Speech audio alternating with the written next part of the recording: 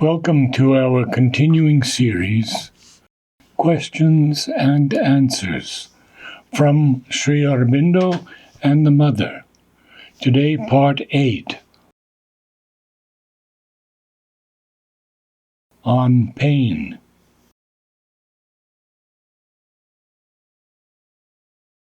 From the Mother.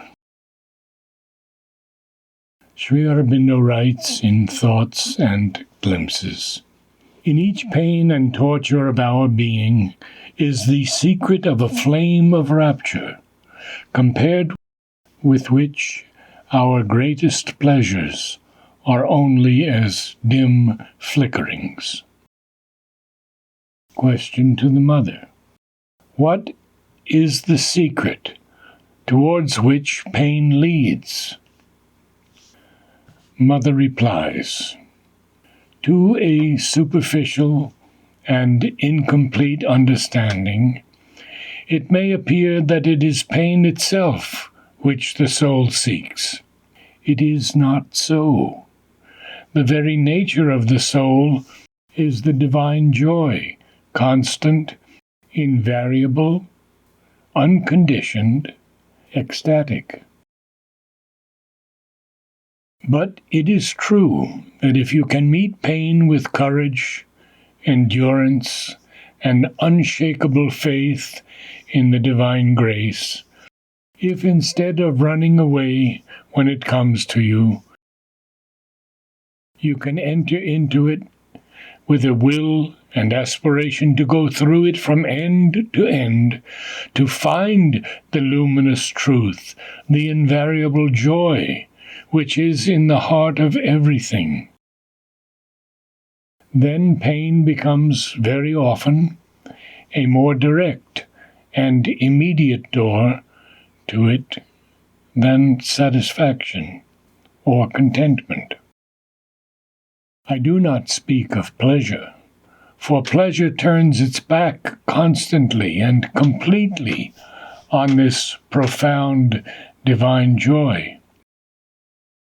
It is a misleading and perverse disguise which turns us away from our goal, and which we must not certainly seek if we want to find the truth speedily. Pleasure makes us light. It deceives us. It leads us astray. Pain, on the contrary, brings us back to the deeper truth by compelling us to concentrate so that we may be able to endure, to face the thing that grinds us. It is through pain that one regains most easily the true force when one is strong. It is through pain that one regains also most easily the true faith, the faith in something above and beyond pain. When you seek pleasure, when you dissipate and divert yourself in order to avoid looking at life in the face, to forget that there is a problem to solve, there is something to find, there is a reason for being and living other than that of simply passing the time, and you go away without having learnt anything or done anything, then indeed you lose your time. You lose the occasion that was given to you, an occasion, I cannot say unique, but marvelous, of an existence which is the place for progress, which is a moment in eternity when one can discover the secret of life, one's reason for existence. You lose the possibility given to you to advance one step forward towards the deeper truth, discover the secret which puts you in contact with the eternal rapture of the divine life. To seek suffering and pain is a morbid attitude, which is to be avoided. I have told you that very often. but to run away before them, out of a superficial and light movement, seeking forgetfulness in excitement and pleasure, that is cowardice. When suffering comes, it is to teach you something. The quicker you learn it, the less reason the suffering has for its existence. And when we know the secret, it is no longer possible for us to suffer. For the secret reveals to us at once the cause, the origin of the suffering, and the way to transcend it. The way is to emerge from the ego, to come out of this prison and to unite ourselves with the divine, melt into the divine, allow nothing to separate us from the divine. When we have discovered this secret, and when we have realized it in our being, the suffering loses its reason for existence and disappears. It is an all-powerful remedy, not only in the deepest parts of our being, in the soul, in the spiritual consciousness, but also in the life and in the body. There is no illness, no disorder, which can resist the discovery of this secret and its practical application. Not only, I repeat, in the higher parts of the being, but even down to the cells of the body.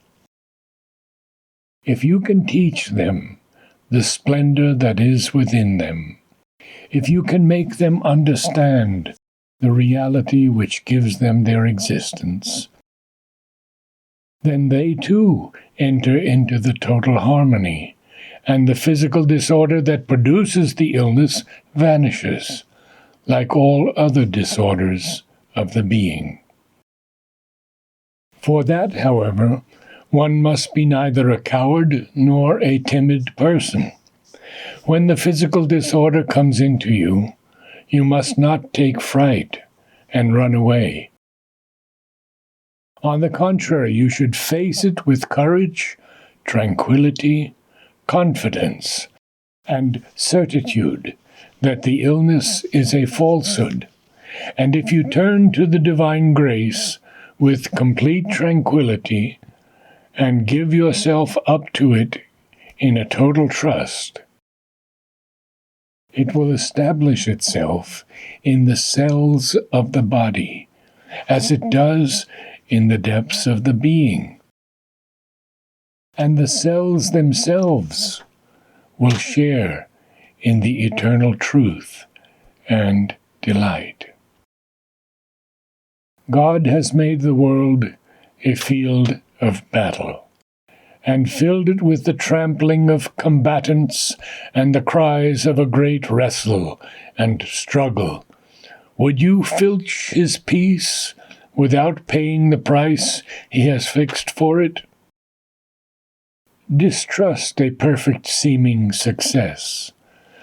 But when having succeeded thou findest still much to do, rejoice and go forward, for the labor is long before the real perfection. There is no more benumbing error than to mistake a stage for the goal, or to linger too long in a resting place. This is from Sri Aurobindo, in his Thoughts and Glimpses. Mother replies.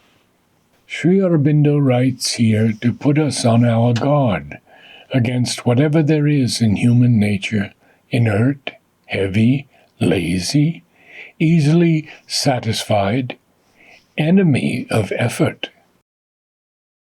How often does one meet in life people who turn pacifist because they are afraid of fighting, people who yearn for rest even before they have won it, who are contented with a little progress, making of it in their limitation and desire a marvelous realization, so that they may legitimately stop on the way.